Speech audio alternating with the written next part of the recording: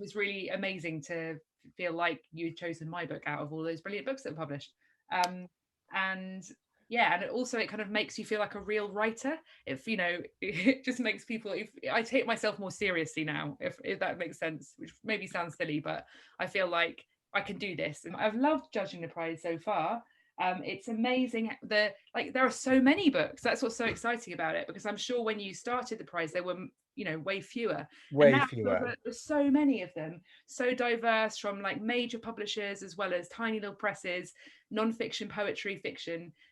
So it's been really exciting to read books, the genres of books I don't normally read, and yeah, I feel like I've it's really broadened my reading, and I've really enjoyed it. So many great books.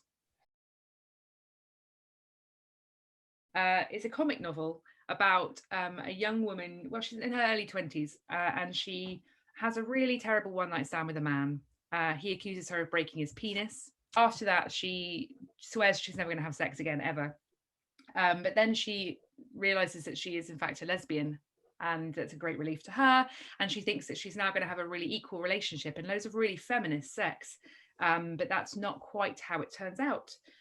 So it's a story of her kind of sexual, like, coming of age, I suppose, in London, and a relationship she gets into that becomes a bit controlling. For those who haven't read it, it's pretty no holds barred, isn't it? It's Yes. I'm going to read some of the no holds barred bits, if you don't mind. I thought I'd do a bit of a break-up-y bit, because that was the theme. So Julia, after realizing that she's a lesbian, gets together with a woman called Sam, who is, she thinks, an advanced lesbian. She's kind of into non-monogamy and quite kinky sex.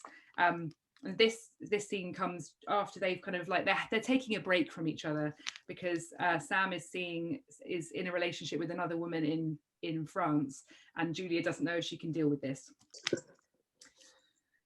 I felt weirdly high during those 2 Sam-free weeks as I walked the baking streets of London, listening to songs about being young and single, smiling stupidly at blue skies and people in shorts. It turns out that when you're not having extremely satisfying sex all the time, or talking about having sex, or getting drunk with the person that you have sex with, you have time to take part in the Women's March and watch queer cabaret acts at the Bethnal Green Working Men's Club and experiment with recipes for strawberry cake. But then I'd see something that reminded me of Sam, a packet of Marlboros or an advert for the Eurostar or the Tate Modern, and I'd break down again, sobbing on Alice's shoulder that I'd lost the love of my life. But Sam hadn't disappeared completely. Photos kept popping up on Instagram. Sam dry humping Jasper at a club night, Sam smoking in London fields, Sam apparently shopping on Bond Street, which was quite uncharacteristic. She usually bought her clothes in the Dalston branch of Oxfam. Some of the photos were selfies, but most weren't, and I drove myself ever so slightly mad trying to work out who had taken each picture of her based on the angle. Was she taller than Sam, this woman? Was she some sort of high-maintenance West Londoner, hence the Bond Street trip? Or had Sam just purchased a selfie stick? Anything was possible. I was having fun too, though, pretending to on social media at least. I arranged to see my friends every night after work so that I wouldn't have to be alone with my thoughts. I surprised Owen by suggesting a team drink, and we ended up doing shots with Uzo, who turned out to be very good at karaoke. I actually had a little cry during her rendition of Without You. I did a yoga class with my friend Kat too. Sam's a twat, she said, trying to wedge her left foot into her groin, which is quite challenging. Come to Edinburgh with me. There'll be loads of queer people for you to choose from. I don't want loads of queer people. I want Sam, I said. And then the teacher shot us a look, because if you can talk when you're doing the one-legged pigeon pose, you're not doing it properly. Pretty much all my friends agreed that I should ditch Sam. I felt both strengthened by their opinions and weak for relying so heavily on what they thought. But no one understood Sam like I did. They didn't know what she was like when we were alone. The way she looked into my eyes, the way she pretended to be a tiny hippo when she was in the bath, which I realised sounds obnoxious, but was honestly completely adorable. The way she made me come. Let's not pretend that sex wasn't a massive part of this. The days passed and she didn't call. I found myself snapping at the people who did call me because they weren't her. The poor woman at the local pharmacy did not deserve my wrath. And I couldn't concentrate at work. I'd be writing a letter about working conditions for junior doctors, and I'd drift into a daydream about Sam, and my heart would start racing, and the only way I'd be able to calm myself down would be to read old texts or look at photos of her. But when my heart was racing, at least I was aware of it beating. I wasn't comfortable, but I wasn't meant to be. I was saving contentment for my retirement. You're not supposed to be content at 26. I told Nikki, my therapist, what had happened with Sam. She stared open-mouthed while I was telling her the story. When I'd finished, she said, okay, so first you had a threesome. It's kind of like a semi-threesome, more of a 2.5-some, in public, well, in front of other people. And then the next night she had a sex with a woman without you, and you could hear the whole thing through the walls. Yes. And did the noises turn you on? No. She raised her eyebrows. I was trying really hard not to be turned on. You should keep that bit in the story when you tell it. It makes it much more interesting, the whole thing. I thought about that. It is a good story, isn't it? Are you kidding? You're going to be dying out on this for years. Trying to self-harm with a nipple clamp is pretty funny. She looked at me, suddenly serious. That's not funny, she said, and I started to cry. As your therapist, I suggest you send her a text right now and tell her it's over. You're not supposed to tell me what to do. I see it as my duty to intervene when my clients make decisions that could lead to them getting hurt. I don't want to send her a text, I said, but I took out my phone, and there on the screen was a green glow of a new WhatsApp message. It's from her. What does it say? We need to talk. I love and miss you, and I'm prepared to compromise, but you'll need to compromise too. This is going to end in tears, she said. It won't. I'd had enough of people telling me not to be with Sam. Bloody Kat and self-righteous Alice, and now Nikki, who wasn't even a proper therapist yet. It will, and I'll have to pick up the pieces. I mean, you'll need a lot more therapy, which is good from my point of view, but you're my client, and I'm telling you what's best for you. She's what's best for me. Well, if what you want from a relationship is a collection of outrageous stories to tell at dinner parties, sure. She makes me feel alive. You're a masochist. You know there are clubs for that sort of thing. I do. I've been to several of them. She blinked. Tell me everything. I know this isn't your first book, but it's your first adult novel. And there's always the assumption with one's first adult novel that it's very autobiographical. So how much of this book is autobiographical? It is quite autobiographical, not going to lie. It is quite autobiographical. But it's not like the people aren't real. Sam isn't a real person. I'm not Julia. She's sort of much drier and wittier than me. So it's sort of partly autobiographical, but some of the experiences that she has in this book are experiences I have had. When I first started having sex with women, I was like, this is amazing. This is amazing. Why haven't I read more about this? Let me write about this in extreme detail. This isn't a book for everyone, in terms of its content. And so I'm still like, I don't know, I think I've kind of like stopped thinking about it now, which is good. I've moved on. But for a while, I was really anxious about, what lesbian people, the LGBT community would think about the book, because the character of Sam, she's not like a positive portrayal of a lesbian, so I was worried that people would not like that. But I kind of feel like I hope that there's room now for us to tell all kinds of stories about all kinds of relationships in the LGBT community.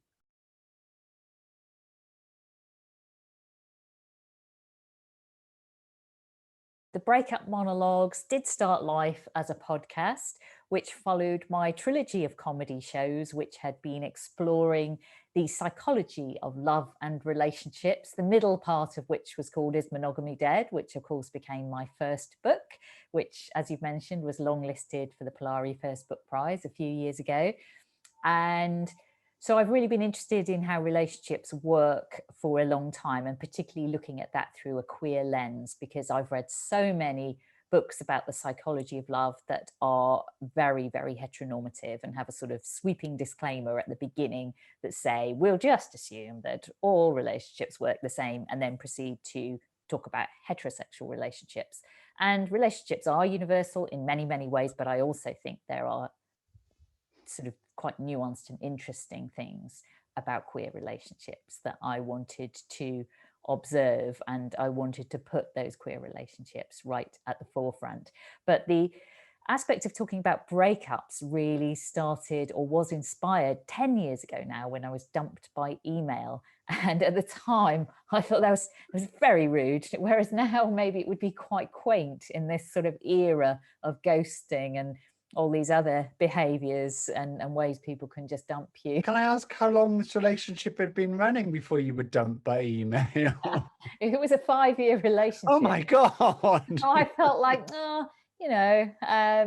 maybe we should have been able to talk this through. But, maybe it was a sign of how the communication had deteriorated a little. At the time, I joked that I felt much better once I'd corrected her spelling and punctuation and changed the font, because break up in wingdings is far more palatable. So yeah, I think breakups are really interesting because obviously they're very painful. I don't think we talk about them enough. But I also think they can be liberating and they can be a time of great transformation and real creativity. And we can sometimes have great ideas, sort of make interesting decisions and start new adventures, make new friends. And there are a lot of things we do in that post-breakup time that can seem quite energized. And I'm quite interested in that sort of frenzied energy that we seem to feel, that is a mixture of sadness and this new freedom and almost joy. So that's why the title or the subtitle of my book is The Unexpected Joy of Heartbreak. So I'm going to read a little bit from the prologue, and this is sort of where we first meet Girlfriend. You look beautiful today. Thanks, baby. You're a bit into me today, aren't you? We're driving to a festival in Girlfriend's midlife crisis car, an electric blue BMW convertible. Although the way she drives makes me wonder if you can still describe it as a midlife crisis if it ends up killing us.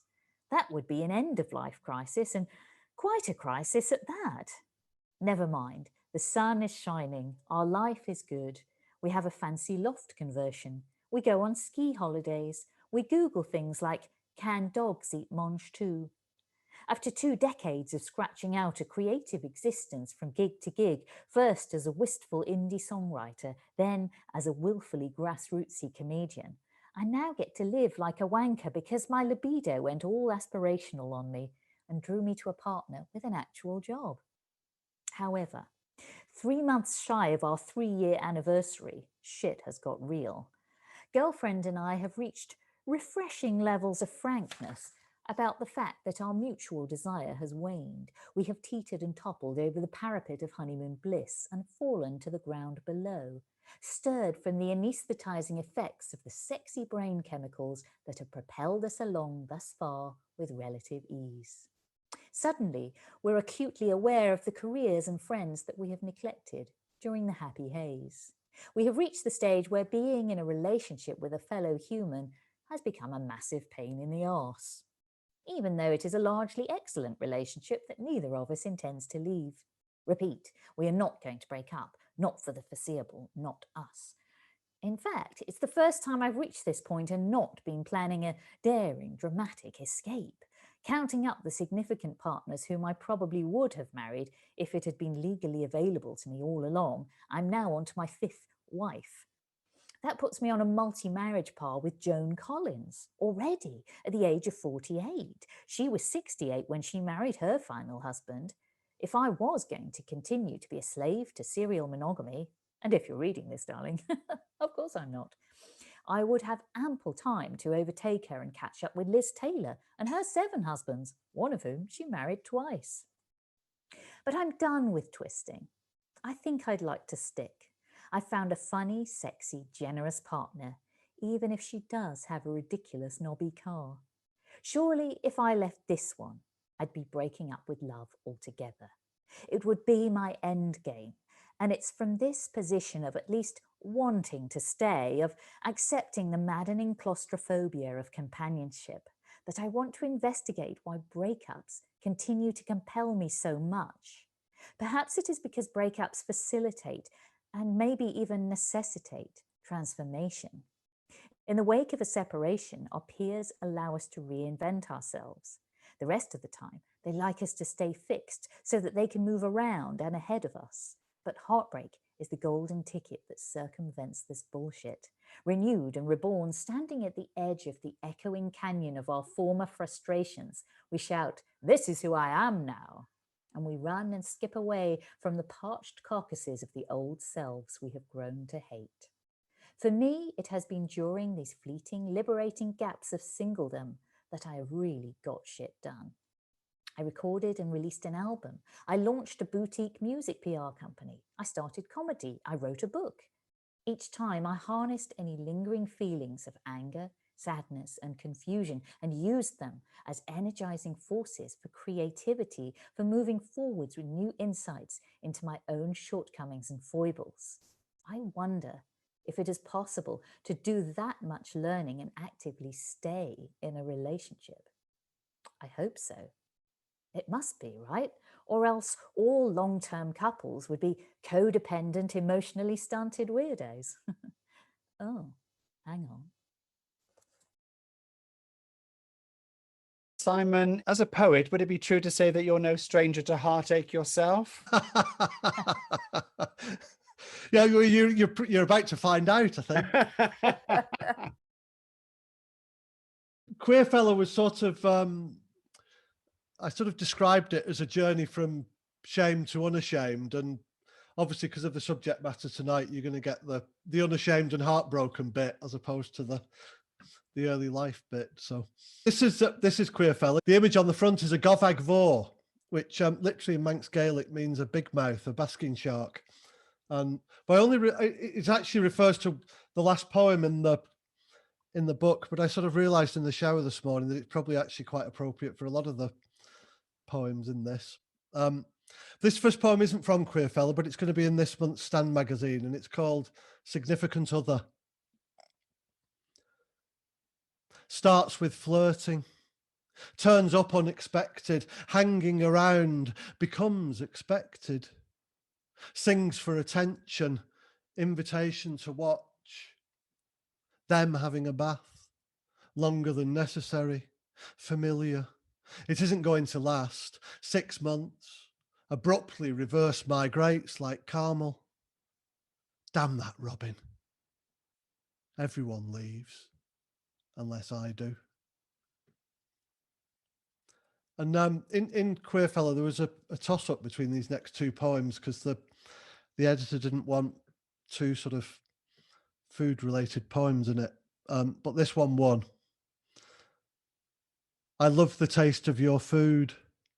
A fajita oozing when it's wrapped too tight. The licks around the top when it's gripped too tight. The licks around the base. That drip from the mouth's edge, the coy smile. That drip out of the eye's corner, the wry smile. That drip from the finished lips, the curled smile. That suck of my finger drips. None of this is true, but I imagine how it might have been. I don't know if you come that much and you've never even cooked me a meal. And this poem is the one that didn't get in, but Joelle Taylor loves this poem. So this one's for Joelle. It's called The Lost Cook. Planned with the romance of a military incursion on wasted ground already lost. His shirt buttoned as neatly as a nun's habit. Candles on a table, two faces burning with sin. Red and yellow roses tussle in a paper vase, a war for who could kneel before the king. Hands full washing a carrot, palms on his wrist, thoughts slipping inside another crease. A chicken's neck wrung with a cracked twist, grinning, he drags all the entrails out. Pink cheeks tighten around a herb bunched fist, mashed confusion in cream and crushed salt. Two pecks of meat harder than one tender moment that can't be hammered by the absent diner, saving béarnaise with strong wrists. Licks lipped as he tasted from my tilted spoon. He'll always love you cooking and pouring fine wine. He'll even wipe the pattern off your plate. The next poem I'd like to share screen with it because it's what I call a demi-ekphrastic poem. So as you can probably see, there's a picture. So the left-hand side of the poem is actually just purely a description of the image by a painter called Tazaduk Sahel, which has got some quite interesting details on it. But the right-hand side was a completely different poem. But the way that you can read it both ways, and I'm going to read it in the the mashed up version, if you like, whether it's combined. Cock and balls, contents all over my skirt after imagining you. Cupping life in crescent moons, I yearn for that time. An egg offered in supplication, you occupied my breath. I am the king, my subject, object and verb. I wear a crown, not a fig. You give me an empty look, leaf after fig leaf unfurled, leaving me staring at a lake. A pheasant at your mercy. You don't want to admit that nymph on a branch, teasing me with a smile. The crow is not far behind, lurking, grudgingly, lingering linger of a glance. Knowing my own longing, he knows this lie we make, longing to believe that care you faint, wasting away to be yours. A love unable to be settled, with shriveling lips, under a crown crooked until my teeth rot. And the last one for this bit is now for something completely different. Is called Ice. Our love is my snowfall, each moment caught like melting flakes in warm mouths, hot hands in ice. It rushes through my body, eyes open even when shut, mind full of your beauty swaying on ice. Our love didn't stick forever. My smile frozen slowly graying, my blood ran blue, turning to ice. Without you, I craved relief, my brain pumping to force feed drained veins, scales tipped by bags of ice. It starts with a little something for the weekend, can last all week, a primrose path, dissolving shards of ice. Blunt needles, bruised arms, parched lips gurning lost smiles, crystal tears dripping down my cheeks onto pecks of ice.